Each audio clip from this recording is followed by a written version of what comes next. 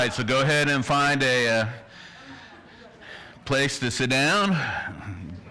Get comfortable, but not too comfortable. Don't want you to go to sleep. I think I've shared this with you before. My father, every Sunday in church, he would fall asleep, and my mom would always be doing this to him to try to wake him up. And I hate to admit, I have the same thing. Sometimes, even when I'm interested in the sermon, I'll just find myself, going to sleep. And my dad used to say, well, it's always because he was so much at peace when he was at church with everybody else.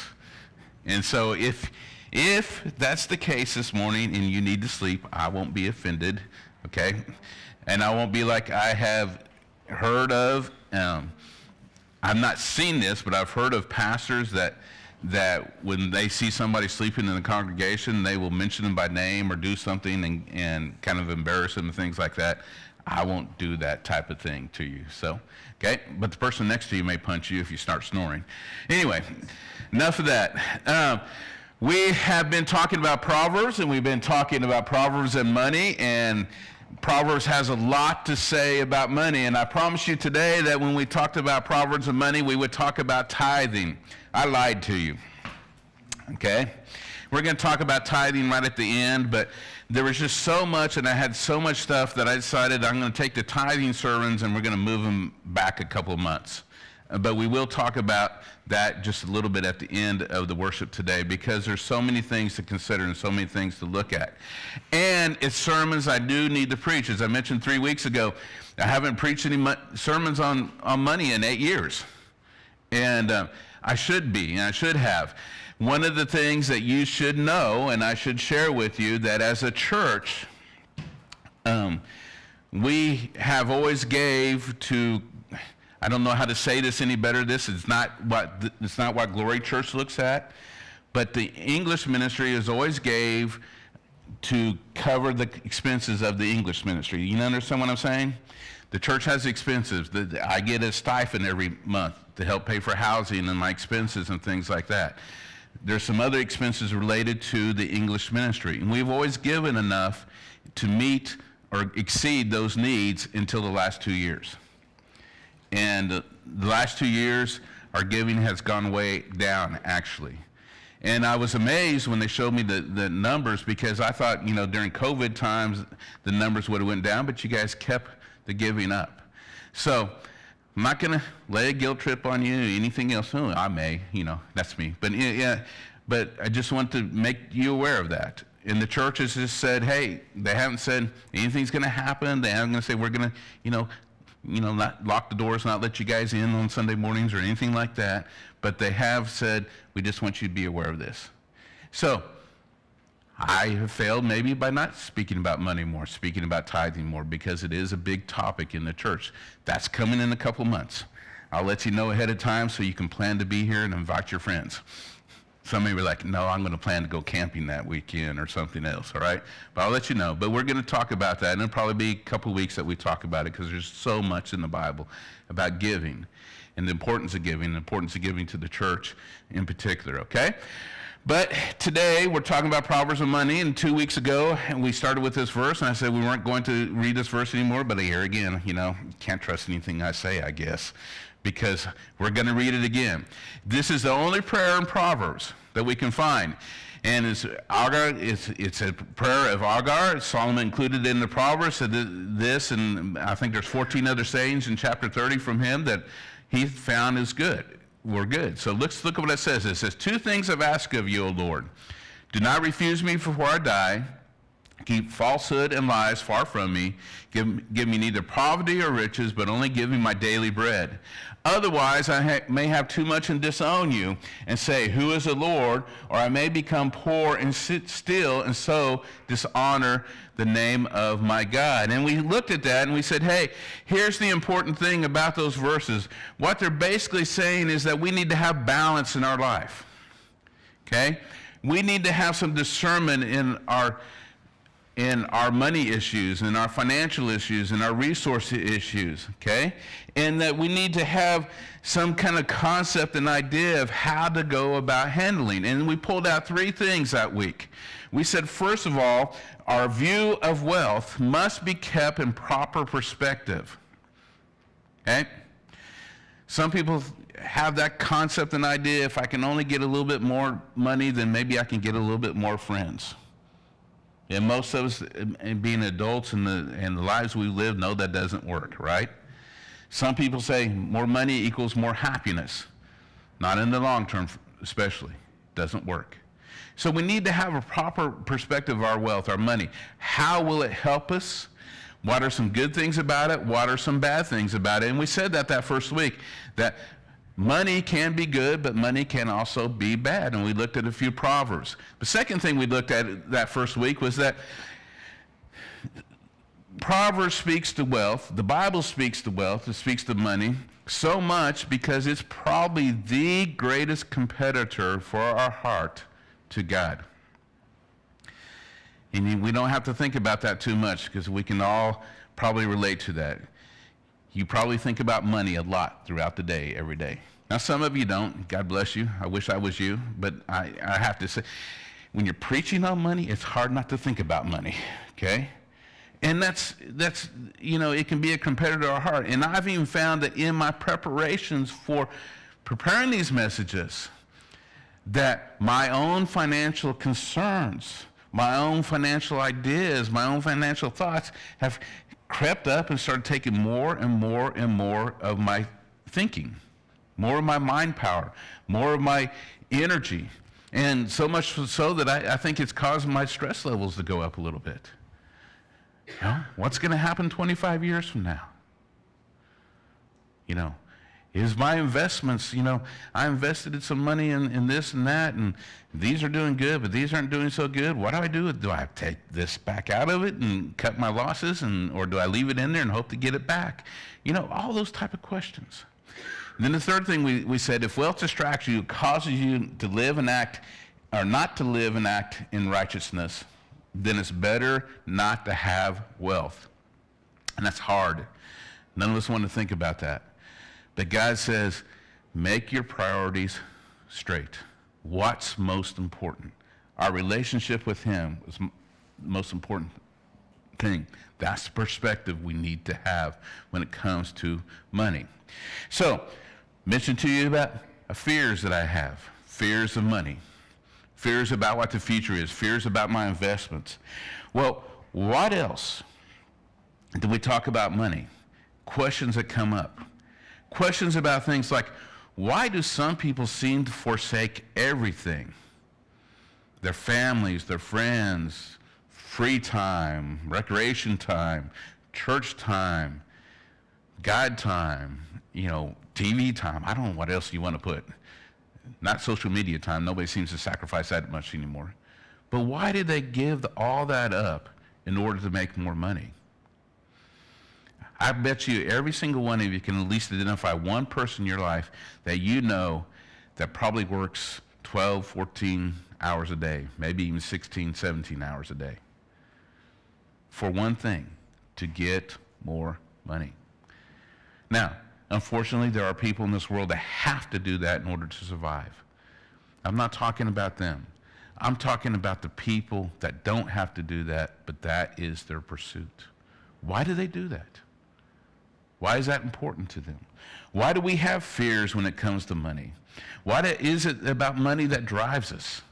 And those type of things. And I started asking those things myself, and I thought, wow, those are good questions.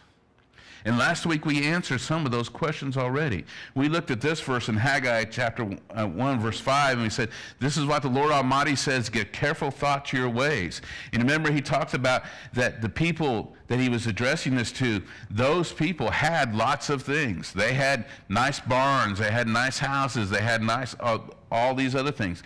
But the temple of God was in ruins. It was broken down, it needed repair, and they were not giving unto God. He says, consider your ways. And so we asked the question, what are some things we can do to consider our ways? And we said, hey, there's a couple different things. We need to realize, first of all, that wealth has its limits. The ultimate limit is you can't take it with you, okay? Nobody can do anything to send it to you in the afterlife. Once you're done here, your money is no longer any use to you at all. You can't store up things for the afterlife by using money either, okay? But God says what? You can do what with it? You can do good right now that will lay up yourself treasures in heaven.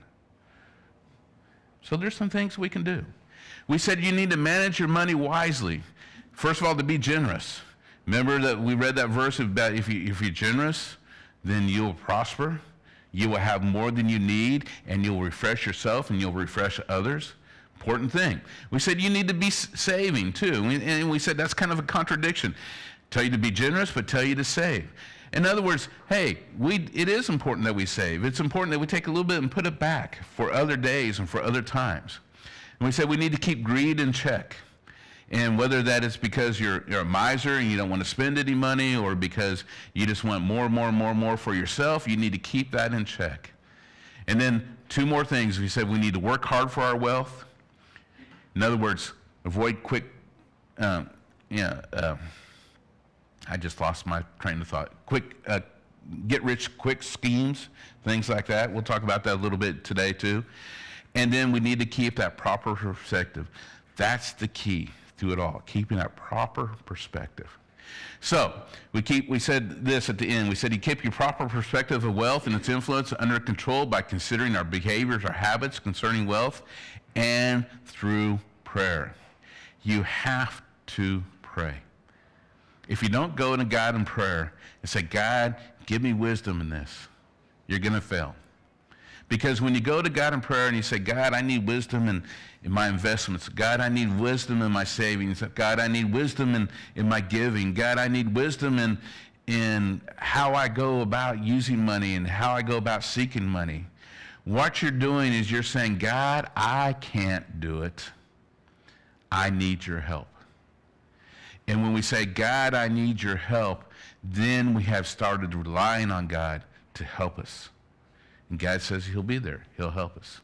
That's what that prayer of Agar was all about. Don't give me too much. Don't give me too little. In other words, God, you know what I need. I'm trusting you to give that to me. So we pray. We do those things. So we pray. We do those things. It's kind of a review of what we've gone through so far. And then today, I want to, think about that question that I just asked, or that thing I just shared you. Why do we have so many fears about money? Okay, I found this, and this came from a retirement site, actually a web site that's out of India. But I like this. I thought this was really cool. Okay, it says 6 common money fears and how to conquer them. Now we're going to look at some other things, but it's there.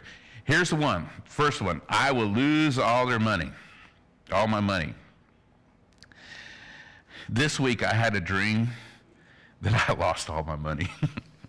Okay? Now, not a big loss, but yeah, it was a loss. I lost all my money, okay?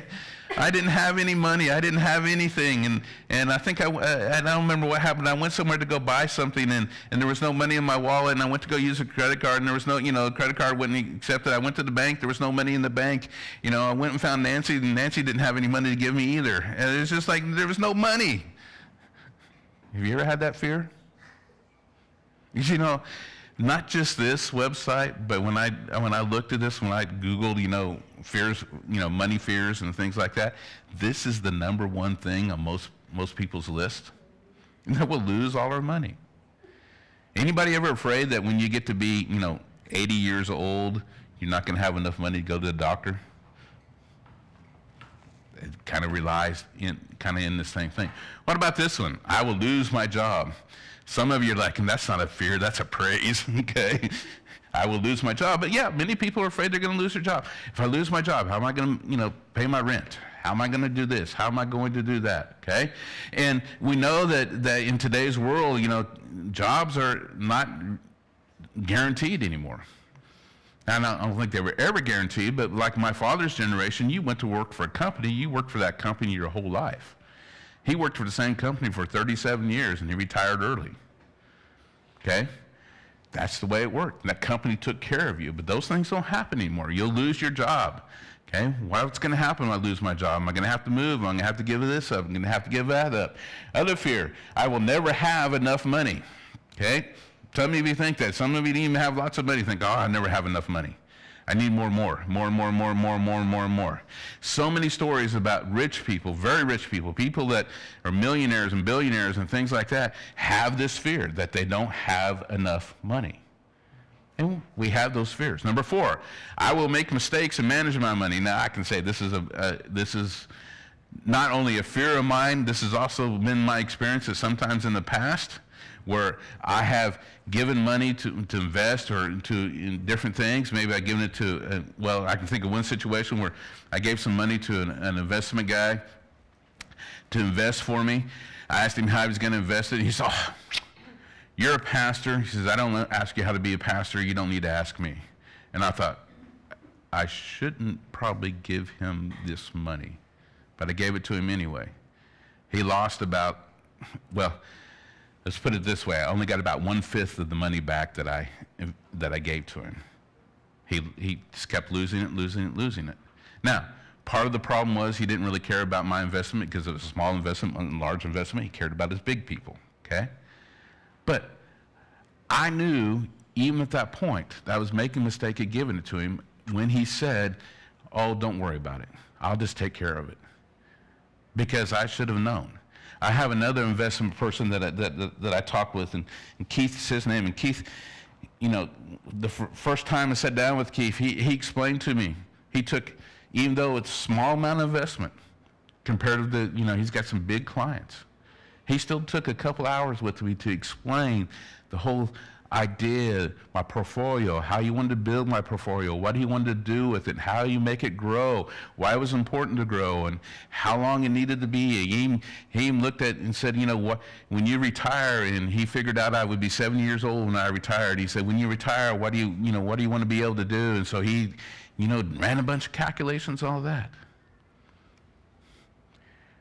Wasn't a mistake with him, but it was a mistake with the other guy. I have that fear, making mistakes while managing my money. How about this fear? A lot of you have this fear. My online financial identity will get stolen, okay? And it's a fear, and it's a fear that is, it seems like more and more is a more real fear, okay? It's always been a real fear, but for most of us, we have so little that most people don't care to steal our own online identities. But even now, they're stealing our online identities, right? Maybe stealing your cash. How many of you got an email from a widow in, some country somewhere that, has $10 million US, but her government won't let her use it, so she wants to give it to you if you just give her your bank account number, okay? Yeah. We have those fears. They're all fears. And then the 6th one, I'm scared about talking about money. Is anybody scared about talking about money? Okay, well then let's all talk about money. That's what we're doing today, okay? Yeah, a lot of people are scared. They don't want to talk about money because we don't want to talk about money because we don't want to admit when we make mistakes with money. We don't want to talk about how much money we have or how much money we don't have, because sometimes it's embarrassing to have too much, or it's embarrassing not to have enough. Sometimes we don't want to talk about money because there's always arguments. How do we spend money? How do we allocate money? What do we use money for? Okay? You don't want to talk about money with your parents because your parents are never happy how you spend money, right? Okay? Now, or the other way around, your parents don't want to talk to you about money because they don't want you to, you to think that they're spending money wrong and different things like that. So we don't want to talk about money. We're scared about it. Now, this says we're superstitious when it comes to talking about money, and that is true too. There's one thing in when I grew up in my culture, one thing you never ask a person is, how much do you make? I get to Taiwan, and every person I meet here says, well, how much do you make? Enough. No, I should have said not enough, right? Not enough, okay? Not enough. Well, do you make, do you make 80,000 a month? No, not enough, Do you make 100,000? Not enough. Do you make $1 million a month? Not enough, We don't like to talk about it. We're superstitious about it. We don't want other people know because we think it's going to bring lots of problems, or we may think we may lose what we're getting because we talk about it. Just different things. So when we look at that, and we look at those things, and we look about talking about others about money and why it's uncomfortable, we talk about our fears. Here's the thing. Those fears can drive us not to trust in God, but to trust our own intuition, our education, the advice others give to us, our own thoughts, and even to trust our own fears. Well, if you give it away, you're not going to have it. Those type of things. And so, here's the good thing. We got a few more things today. The Proverbs is going to teach us. And it's going to be some things that if we apply into our life, it can help us overcome some of those fears. Look at what this says. Verses similar to what we've read before. People may be right in their own eyes, but the Lord examines their hearts. People may be pure in their own eyes, but the Lord examines their motives. So when it comes to money, God looks at you. It doesn't matter what kind of facade you put up. God looks at you and he knows your heart. He knows your motives behind it. So let's look at how we can have a pure heart when it comes to money, how we can have pure motives. So the Lord examines. Here's the first thing. Have a pure motive by earning money honestly. Okay? Now, I thought about many different ways to write that, but this is the best way that I could come up with. We earn money honestly. The Lord detests the use of dishonest scales, but he delights in accurate weights. Proverbs chapter 11, verse 1. Now look at this picture. This is actually an old Roman scale. This is what was used for centuries upon centuries when we're dealing with things, you're bartering things. And so you would take the scale. If you wanted some grain, you would put the grain in one side, and on the scale you had stones, and you would put the stones in there, and that would tell you how much grain it was, and then you could negotiate the price. But merchants were crafty, okay? Merchants were deceitful. Merchants, maybe, they didn't have pants with pockets on it like this, but maybe in their pants with pockets, in their bag of stones, they would have two different kinds of stones. They would be both marked the same, but one would be a little bit lighter and one would be a little bit heavier. And because the merchants knew their stones, they could reach in there and they could pick out the right one at the right time. So if they were selling something to you, they would put the lighter ones. No, they would put the heavier ones on there. Yeah, they would put the heavier ones on there if they were selling it to you, to make it look like you were getting more. But if they were buying from you, they would put the lighter ones on, so it made you think that you were, getting more as well. So here's the deal. He says in this, don't do this. It's a problem so much that you can go all the way back to Deuteronomy. You can go all the way back to the first 5 books of the Bible, and you can look in the laws of Moses, and it says, don't do that. Don't deceive other people with your money. Don't deceive them and trick them into buying something. Now, we can apply this to things in our lives as well, too, when we buy and sell things. Okay? We need to be honest in things. We need to be sincere in things. Look at this verse. Shall I quit a man with dishonest scales with a bag full of false weights. And Micah comes back and says, this is so important. The guy says, hey, I'm going to hold you responsible for that. So whatever it is, if you're tempted to make money somehow dishonestly, then think about it. Consider it and know that God doesn't approve of that. God doesn't think this is a good, worthwhile way to do it.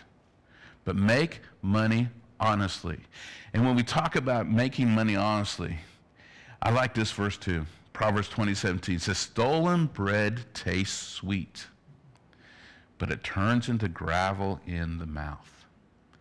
Oh, you may have made money dishonestly. It may, at the moment, you may feel good about it. But God says, guess what? If you're a believer, my spirit lives in you, and my spirit's going to be going, you think your mom's bad? The spirit's going to be going, hey, it's going to sour. And you're going to think, oh, shouldn't have done that. And you're going to have to deal with it. But as we celebrated today, you go to God, confess it. He'll purify it, restore you.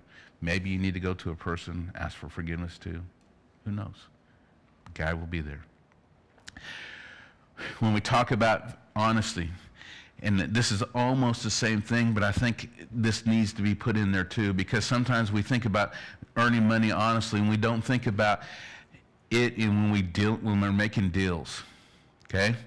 Back in a long time ago, I had a pickup truck, and I sold my pickup truck, and I sold my pickup truck to a guy, and the guy asked me a couple questions. I answered questions honestly, and what I sold him the pickup truck for, it was a fair deal, but I always wondered if because he seemed not to kind of, my pickup truck had, it lived a life where there was lots of snow and ice, and so there was lots of salt and sand and everything every year, so it had a lot of rust.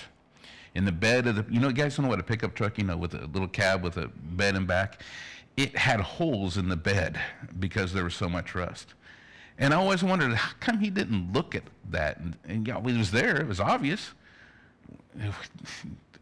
Did he not care or whatever else? And I've always kind of haunted me a little bit, was I really fair in that? Now, I was fair. I remember I looked up the Blue Book value. I talked with other people about it. The price I gave to him I almost gave it to him anyway. It was almost free, okay? For what he wanted to do, it would probably serve him well. But there was always just something about that. I've had those deals too, and you guys have had those deals. And maybe you're talking with your landlord about rent, okay? It's something that comes up with us every couple of years. We have to talk about rent. And we give them a fair deal, are they getting a fair deal, and things like that. And of course, the landlord always says what? It's not fair. Everybody else pays a lot more rent around you than you do. Well, okay, that's great, But what's fair to us? What's fair to them? We pay monthly rent. We're on time every month. Sometimes we're a day late, but just because we forget, but we're there. We treat your house nicely. We take care of things. We're not, in and out, so you don't have turnover and everything else. Isn't that fair to you? And isn't it fair to us to give us a break because we're those kind of customers? So think about fairness in every deal. The Lord demands accurate scales, going back to accurate scales and balances. He set the standards for fairness. So when God evaluates you, he evaluates your heart, he evaluates your motives, he's evaluating the fairness that you take on deals with, that you complete transactions with. Are you being fair in those things, okay? So, such is the fate of all greedy for money, it robs them of life. And he says, if you're greedy, if that's your motive, if that's your heart, it's going to rob you of life. It's going to come back and haunt you. It's going to come back and get you, okay? So we got a couple things. Let's look at number 3. Make an honest living. Again, very simple, very easy. Wealth from get-rich schemes quickly disappears, but wealth from hard work grows over time, okay? Now, you don't want to do that, but you can't rely on the lotto or the FAPIA receipts or whatever else in order to get your wealth. You need to work for your wealth, and everybody knows that. But it's there. He says this is the attitude we have. This is the motivations we should have as well. We should be willing to work for our finances. Wealth created by the lying tongue is a vanishing mist. Now, you can go back to those first two things and apply this to that too. And a deadly trap. Okay? Saying, hey, be fair, be honest, everything in your wealth. Be fair and honest in everything in your money, in your dealing, in everything you are, and things will be good. Okay? Then we go on. Have authenticity in your dealings with money. Have authenticity. Now, I wrote authenticity, and I thought, well, now what is it exactly I mean by that? So I did.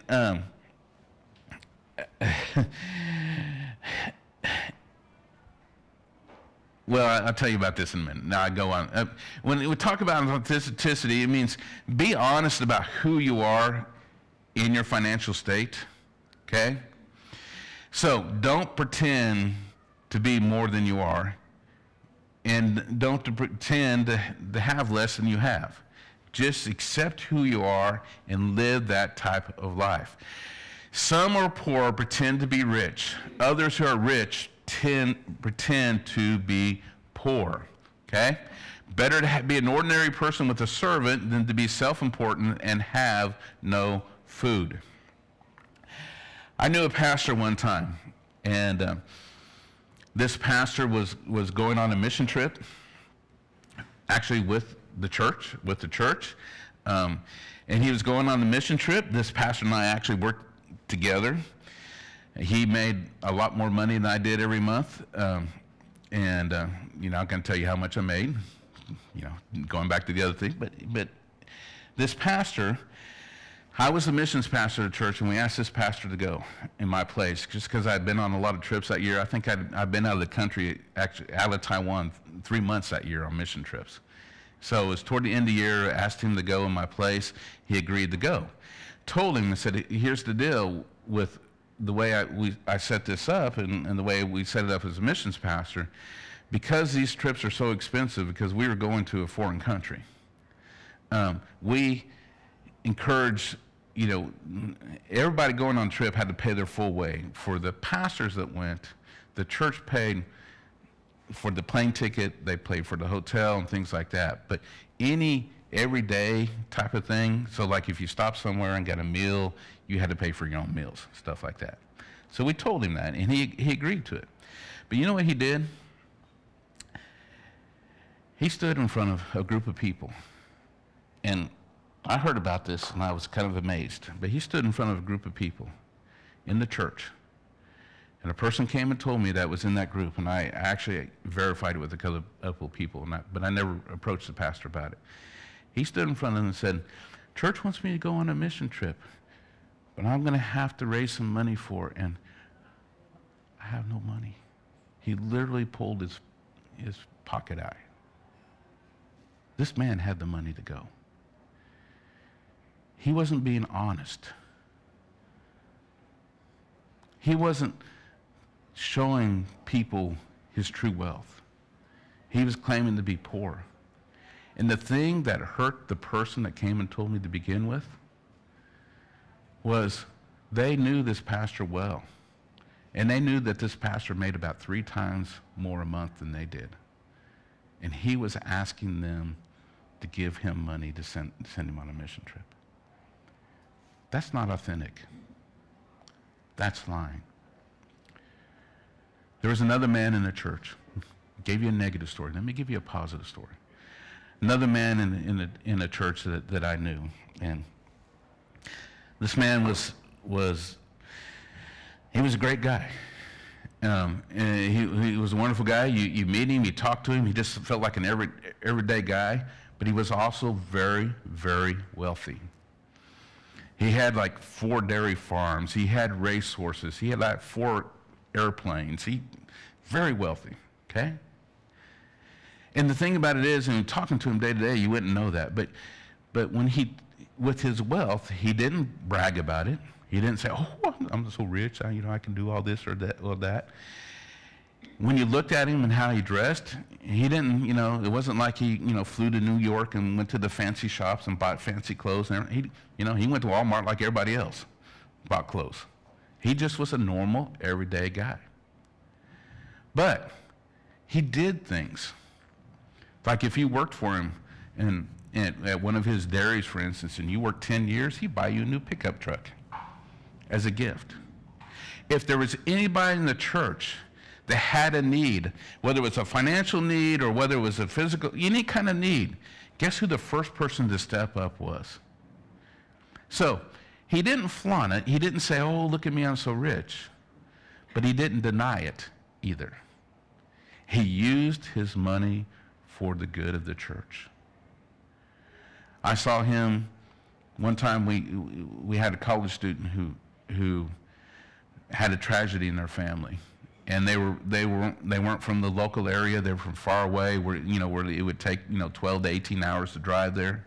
And he heard about it, and he called the church and he said, "Tell them to be ready in about 2 hours. I'll come pick them up, and I'm going to fly them there."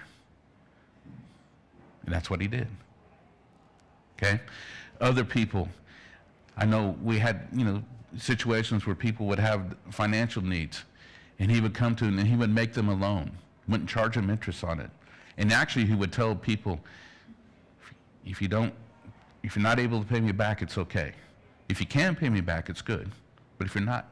So he gave them a loan, but it was kind of one of those loans where it's just like, I'm giving this to you to use.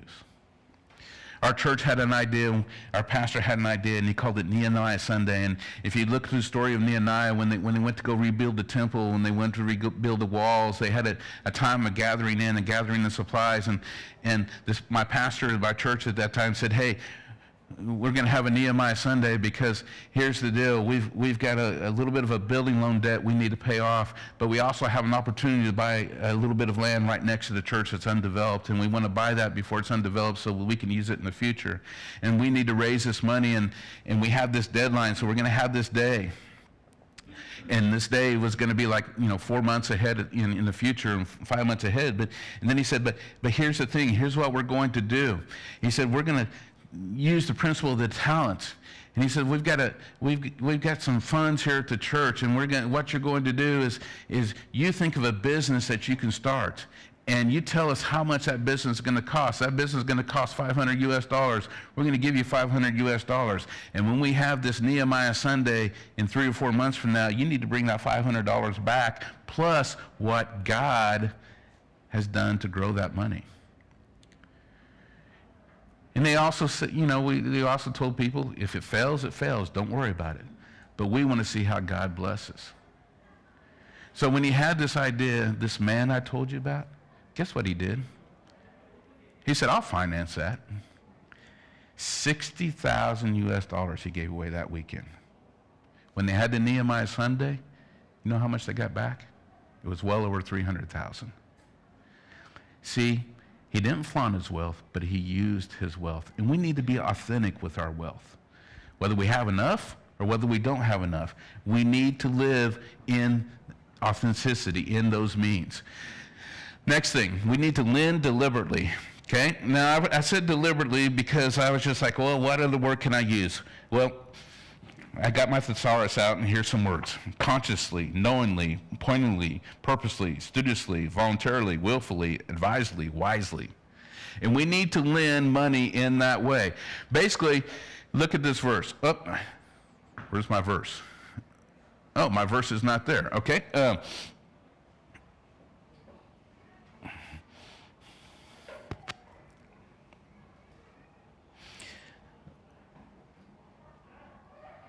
Generous people who give freely to others will prosper, whereas those who hoard their money will lose it. I don't think that was the verse I had there. But we need to lend our money wisely. You go back to early Proverbs, and Solomon talks about this, being wise about it. And he said, you give your cloak to someone, for a loan, and you may lose that cloak. And so the principle that we need to follow when we talk about lending deliberately is simply this. If you're going to lend money to others, apply the principles of the Bible. First of all, Israelites, if they were lending money to other Jewish people, they couldn't charge them interest. Okay? Now, I said foreigners, you can charge interest, so I'll just leave that up to you. But Israelites, you couldn't charge interest. The other thing in there, when we read through Proverbs, one of the things that we get out of it is simply this. Don't lend people money that you can't afford to lose. You understand what I'm saying? Because he said if you lend them money, you may never get it back. If you put up property, or if you put up money as a I just forgot all my words, as a guarantee for their loan, you may lose that. And so the principle simply is this. I talk about lending deliberately. Don't give money you can't afford. Don't lend money you can't afford to lose. Okay? Don't lend property. Don't lend, make other agreements that you can't do without. Just use some wisdom in it. Now, that doesn't mean we don't do it, but it means we use wisdom in it. And then the next one there says, be generous. It says, give freely and become wealthy. Be stingy and lose everything. The generous will prosper, and those who refresh others will be refreshed. We need to give generously. And then the next verse says, whoever gives to the poor will lack nothing, but those who close their eyes for poverty will be cursed. And God's very specific, okay? We're to open our eyes and to look and see how we can use the resources that God has given us to help others. Very clear, very specifically. And then the last thing about our tithes and offerings. Give tithes and offerings. Look what Proverbs chapter 3, verse 9 and 10 say. Honor the Lord with your wealth and the best part of everything you produce. The best part of everything you produce. Okay? Not what's left over. Some people tend, and when we talk about giving tithes and offering, it's like, what do we have left over at the end of the month? That's what I'll give. But God says, give the first part. Then you'll fill your barns with grain, and your vats will overflow with good wine. It's a promise. It's a promise that if you give to me, I will return to you. And I find that to be so true in my life all the time. Every time I say, God, I'm going to give a little bit extra, well, God says, hey, here's a little bit extra for you. Okay? Every time I don't give, we got a little expense, didn't plan on this month or that month, things like that. So it is, we honor God with the best part of our wealth and everything we produce. I was taught that what this meant, that every time you earn money, you take that first 10% and you set it aside, and the first opportunity you get, you give it to God. Okay? Bring it to church, put it in the offering. We can go online, do stuff like that now. But back then, you give it to God. Then you worry about paying your bills. Then you set aside the savings. Then you use the rest to live daily. That's honoring the first fruits in our wine, in our barns. This is a devotion book that I've got. I don't really share with you much about my private devotional life, but in the morning I try to read scripture, I pray, I do some scripture memory, things like that. In the evening, right before I go to bed, I read this little devotion book. This is some of you are familiar with Our Daily Bread. They just put it out a few years ago, and it's just, it takes me like 2 minutes to read it, but I read it. I want to read to you the one from last Sunday night, February 25th, okay? I think that was Sunday night. February 25th. And I want to read this to you and because I thought it fit well with this idea of these 3 weeks about what we're going with. It says, ponder your path. There was a 47-year-old Austrian man gave away his entire U.S. $4.7 million fortune after concluding that his wealth and lavish spending were keeping him from real happiness. Karl Reber told the London Daily Telegraph, I was working as a slave for things which I did not wish for or even need. I realized how horrible, how soulless, without feeling, the 5-star lifestyle is. His money now funds charities to help people in Latin America. It goes on and says, Proverbs 4 urges us to consider carefully our own road in life. The passage contrasts the free, unhindered path of a just with the dark, confused way of the wicked. Above all else, guard your heart, for everything you do flows from it, in verse 23. Give careful thoughts to the paths of your feet and be steadfast in all your ways. Each verse encourages us to evaluate where we are in life. You seek grace today with God, and he will honor you. Here's those verses. Above all else, guard your heart, for everything you do flows from it. Give careful thought to the paths of your feet, and be steadfast in all your ways. Money can be a terrible issue because it can cause many fights, arguments. It can cause us to be depressed, sad. It can cause us to be happy. It can fulfill needs. It can be used for good. And there's so many things about it. But I like that last verse. Give careful thought. And we can replace paths with our finances. For your feet, and be steadfast in all your ways. Seek God out. Apply these different things to him. To your money issues, to your thoughts, your attitudes. Keep that proper perspective of it. Proverbs gives us a lot more that we're not going to talk about when it comes to money. I haven't shared this with you in a long time, but one of my Sunday school teachers when I was in university was a businessman, a very successful businessman. And he taught Sunday school about every 2 years for university students. And because there was only one thing he would ever teach, and that was the book of Proverbs. And he would teach the book of Proverbs. But one of the things, I can't remember anything specifically he taught about Proverbs except for this one thing. And that was when he first went into business. He decided to pick up Proverbs and read a chapter a day. So today is the 3rd of the month? And I've shared this with you before. On the 3rd of the month, he would read Proverbs chapter 3. In the morning, the first thing when he got up. On the 4th of the month, he would read Proverbs chapter 4. He said if something happened, he would just skip, go on to Proverbs 5 if it was the 5th, and he couldn't read it on the 4th. Every day. And he said there were so many things that would come out that he could apply to his business. He could apply to how he handled finances. He could apply to how he treated people and how he interacted with people. He could apply to the vision of the business, everything else that was there because it's Proverbs. If you're struggling with money, pick it up. Go read Proverbs 3 when you go home today. Tomorrow morning, before you do anything else, read Proverbs 4. And look and ask God to help you